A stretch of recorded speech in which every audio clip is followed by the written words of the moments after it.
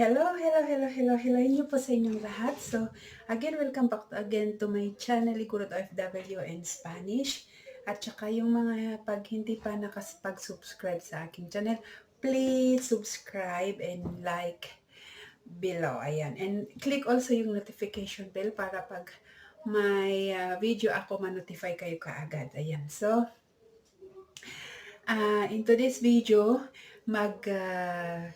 gagawa ako ng simple lunch. It's a very simple lunch. Easy and it is delicious and easy to prepare. It's called beans on toasted bread. Ayan. So, ang ating ingredients lang ay toasted bread at saka beans at saka cheese. Lagyan ko ng cheese ngayon. At saka tomato. Yun lang. Yan. At saka i-oven natin. Yun lang. Very easy to make and it is delicious. So, ayan. So, kasi kailangan natin mag-diet para hindi heavy meal ang ating kasi lockdown ko. Wala tayong masyadong ginagawa. Dito lang tayo sa bahay dahil sa lockdown. Kaya, konti-unti lang para hindi tayo magiging dambuhalang balyena. Yan. So, samahan nyo ako at mag-prepare tayo ng ating simple lunch. So, coming up! So, our ingredients is toasted bread. We toast first the bread, the sliced bread, tomato, sliced parsley, fried chorizo, and the beans. This is in can, and the cheese. This is the cheese. So these are our ingredients that we will use for the toast beans. A simple recipe but delicious and nutritious. Ayan. Pang lunch, pwedeng pang breakfast, and as you preferred. So let's start doing it. Okay, so first we put our cheese. You can put on the base or at the top, but for me I want to put it at the base of the bread.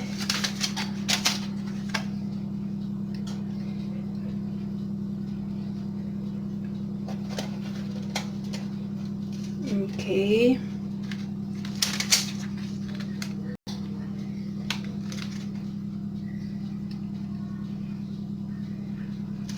Okay, this is it, and we will put our beans. This is already cooked. It's a beans in can.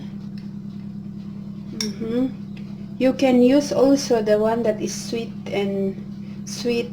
beans in can with tomato, but for me I choose the one that is already cooked, and I will put fresh tomato. You can add also green pepper,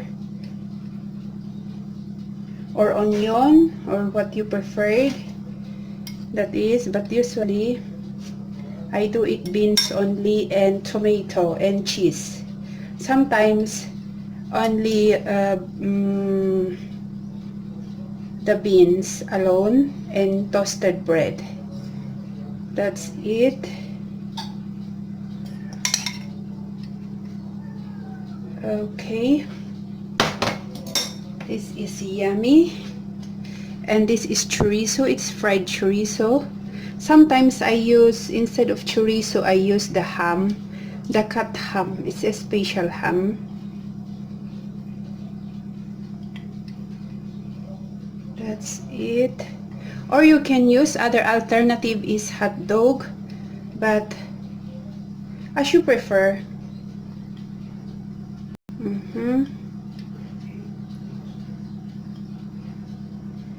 Usually I eat this at lunchtime.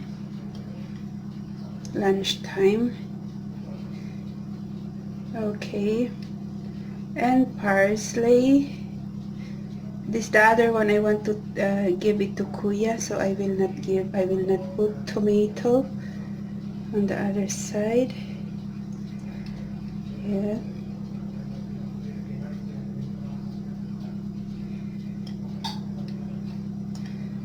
I want a lot of ingredients. Tomato.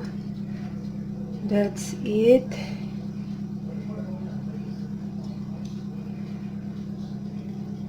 And after we do this, we put it on the oven.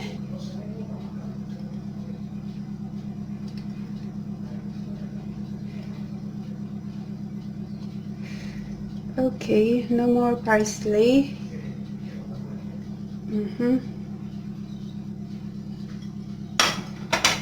If you want, put a little salt.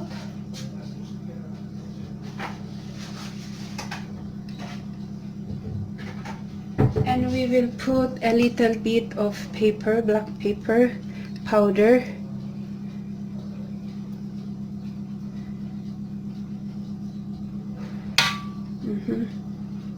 You can put salt, but for me no more. That's it. And this is it, and we will put it on the oven. That's it. So this is it, our beans toast. Medyo na ano siya, medyo na burn yung chorizo, but it's okay. Yan. So now let's eat.